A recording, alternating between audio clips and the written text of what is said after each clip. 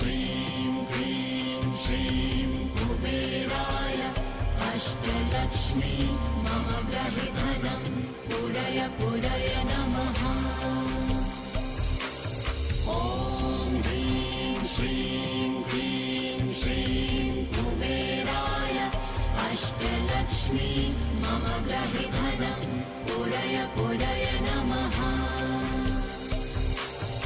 ॐ ह्रीं श्रीं ह्रीं श्रीं कुबेराय अष्टलक्ष्मी मम गृहे धनं पूरय पूरय नमः। ॐ ह्रीं श्रीं ह्रीं श्रीं कुबेराय अष्टलक्ष्मी मम गृहे धनं पूरय पूरय नमः।